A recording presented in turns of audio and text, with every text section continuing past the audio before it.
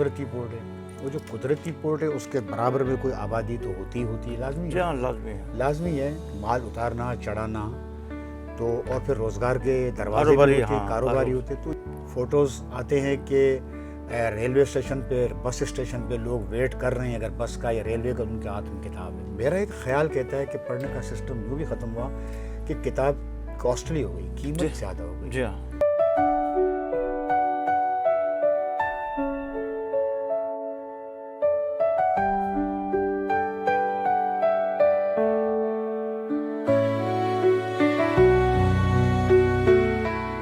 السلام علیکم خواتین و حضرات, آدم راٹھور آپ کی خدمت میں حاضر ہے, اور آج ہم اپنے پاکستان شہر کے سب سے بڑے شہر کراچی کی بات کریں گے. اس عروس البلاد کراچی میں ہم نے کیا کچھ دیکھا, کیا کچھ سنا اور کیا کچھ پڑھا.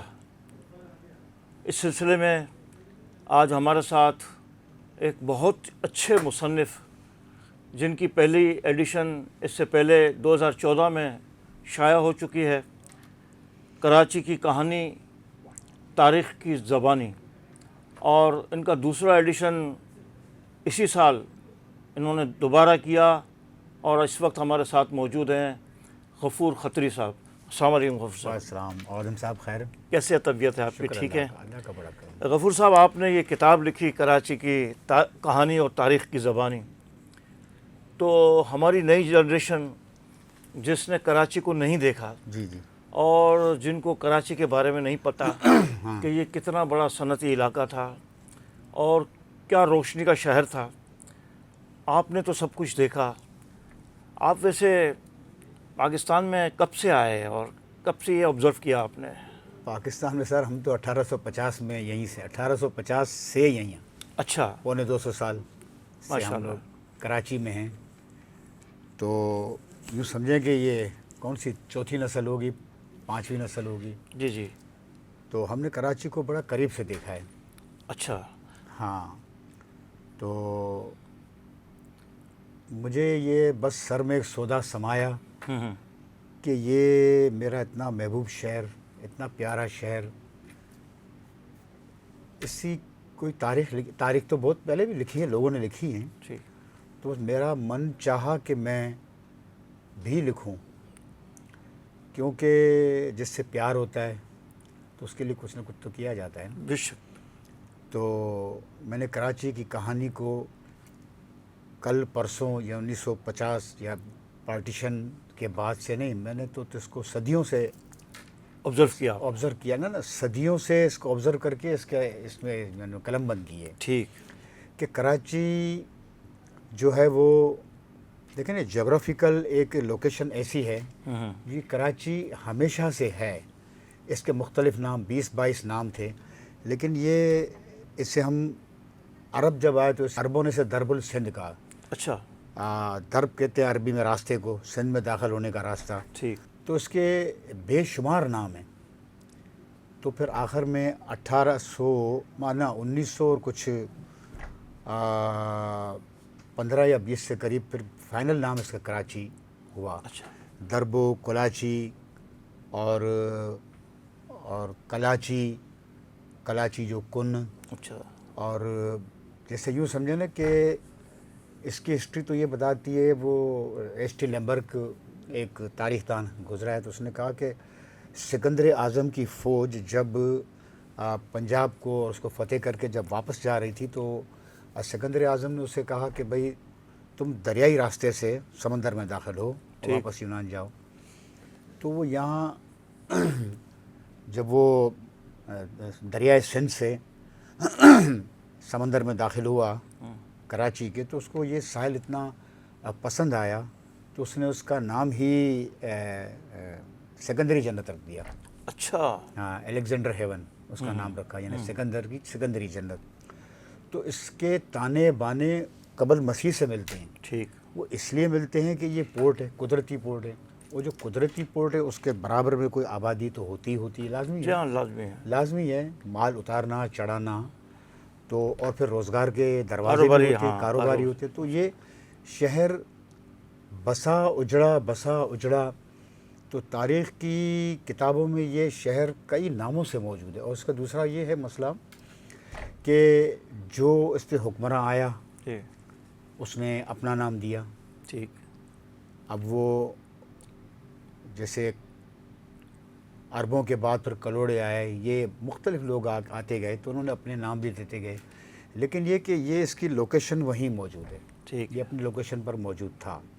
تو میں نے سوچا کہ یار کراچی کی ہسٹری تو اتنی قدیم ہے, صدیوں پرانی ہے. تو پھر میں نے لائبریریوں کا رخ کیا. حیدرآباد کی لائبریریوں میں نے چھان ماری, یہاں کی تمام لائبریریاں چھان ماری.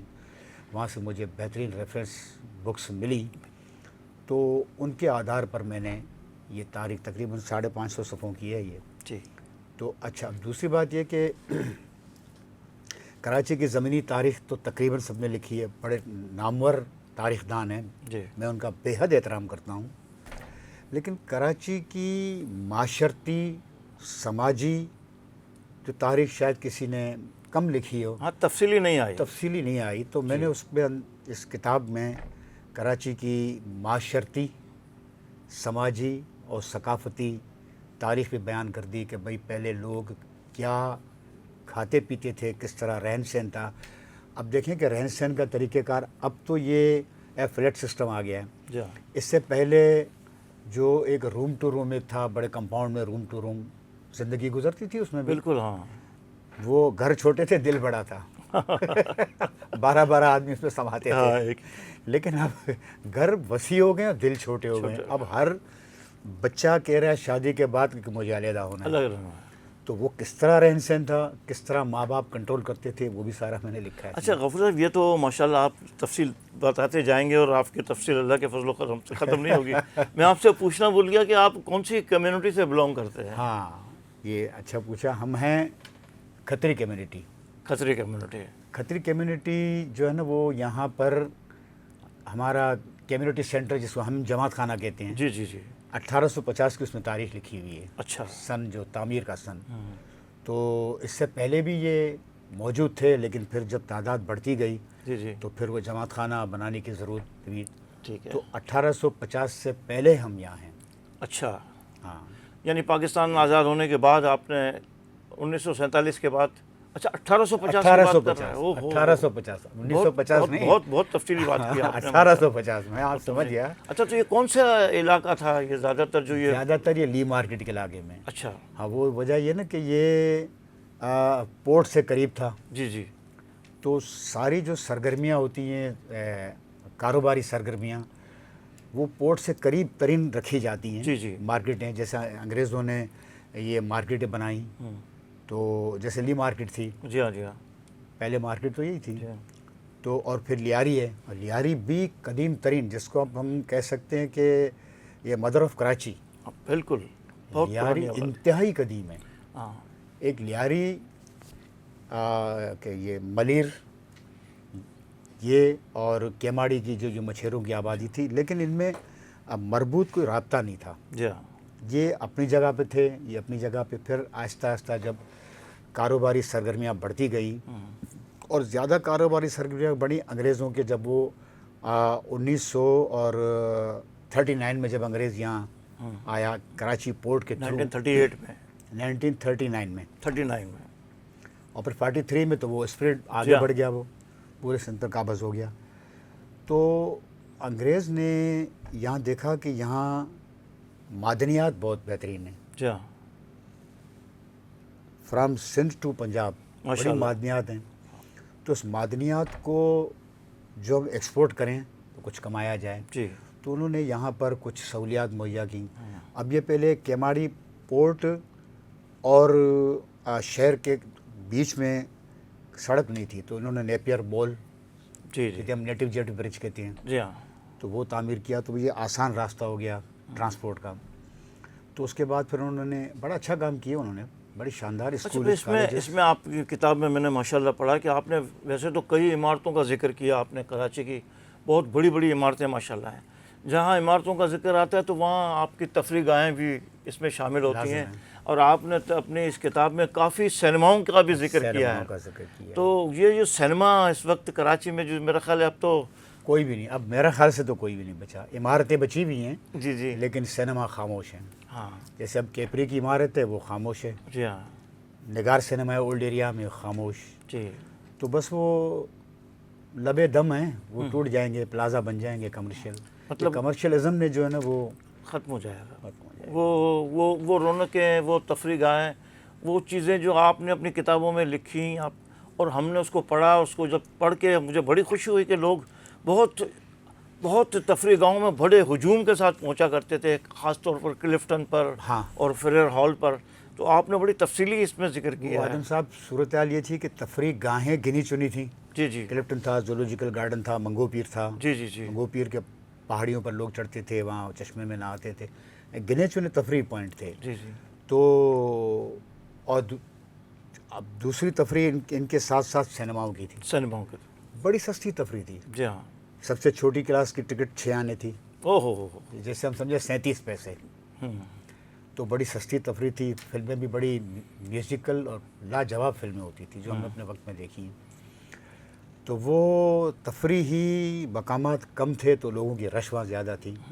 پر کراچی پھیلتا گیا. اب صنعتی شہر ہے، جی اس ہاں کو تو پھیلنا ہی ہے. بالکل. جب پھیلا تو وہ تفریح گاہیں تو اپنی جگہ پر ہیں لیکن ان کا اسٹائل چینج ہو گیا ہے. اور جو سینما تھے وہ تو میں سمجھتا ہوں 10-12 سال سے ان پہ فلموں پہ جو زوال آیا تو سینما پہ بھی زوال آ جی گیا. ہاں. صحیح بات یہ ہے کہ یہ جو فلمیں جو ہے نا وہ اپنے معیار برقرار نہ رکھ سکیں، پاکستانی فلمیں. اچھا. اور دوسرا یہ کہ سینما کسی طرح چل جاتے لیکن پھر انڈین فلموں پہ پابندی لگ گئی جی ہاں. تو سینما کا بزنس لاس میں جاتا رہا. اب اتنا بڑا پلاٹ اور اس میں آمدنی نہ ہو تو جو پلاٹ ہولڈر وہ سوچے گا کہ یار کیا کیا جائے. میرا خیال ہے اس سوشل میڈیا کے دور میں ہمارے موبائل نے بھی ہماری فلم موبائل نے انڈسٹری بھی کو بہت فلم ڈسٹرب انڈسٹری کو کیا، بہت نقصان پہنچا. اور وہ لوگ جو تفریح کے لیے نکلا کرتے تھے اب ان سینما کے ہاتھ میں سینما آ گیا، پورا سینما آ گیا. اچھا غفور صاحب، یہ ماشاءاللہ آپ کی جو کتاب ہے، ویسے تو کئی مصنفوں نے کراچی کے بارے میں لکھا ہے بہت، لیکن آپ کی کتاب میں آپ نے بڑی تفصیلاً ہر جگہ. سر 8.5 سال لگے ہیں مجھے اس کو جمع کرنے میں، اس کی تفصیل جمع کرنے میں. ہاں. خود میں وہاں پہنچا، کئی علاقوں میں، کئی جگہوں پہ لوگوں سے میں نے معلومات حاصل کی. پھر وہ قدیم ترین تاریخ تو آپ کا معلوم ہے قدیم کتابوں سے ہی مل سکتی ہے. جی ہاں، وہ ان کو تلاش کرنا، چھاننا پڑا. تو اس میں غفور صاحب یہ جس طرح سے آپ نے کتاب لکھی ہے اور جس طرح سے میں آج کل کی جنریشن کو دیکھ رہا ہوں کہ جنریشن جو ہے وہ زیادہ تر موبائل میں اپنی ساری چیزیں سرچ کر لیتی ہے، اور پڑھنے میں آج کل تھوڑی سی قباحت ہے ان لوگوں کو. یہ پڑھنے میں آپ صحیح کہہ رہے ہیں لیکن یورپ میں کتاب کا چلن کم نہیں ہوا ہے. بالکل صحیح کہہ رہے ہیں آپ. اب وہ اکثر فوٹوز آتے ہیں کہ ریلوے اسٹیشن پہ، بس اسٹیشن پہ لوگ ویٹ کر رہے ہیں اگر بس کا یا ریلوے کا، ان کے ہاتھ میں کتاب ہے. جی ہاں. لیکن نہ جانے کیوں یہاں یہ پڑھنے کا میرا ایک خیال کہتا ہے کہ پڑھنے کا سسٹم یوں بھی ختم ہوا کہ کتاب کاسٹلی ہو گئی، قیمت زیادہ ہو گئی. جی ہاں. اب قیمت سینکڑوں سے بڑھ کے ہزاروں میں پہنچ گئی. جی ہاں بالکل. تو وہ ہر بندہ افورڈ نہیں کر سکتا، شاید اس لیے بھی. اور دوسرا میں یہ سمجھتا ہوں کہ شاید لوگوں کا کیا جوان اور کیا بڑے، جی ہاں. جیسے آپ نے فرمایا کہ ان کا رجحان موبائل کی طرف بڑھ جی گیا. ہاں.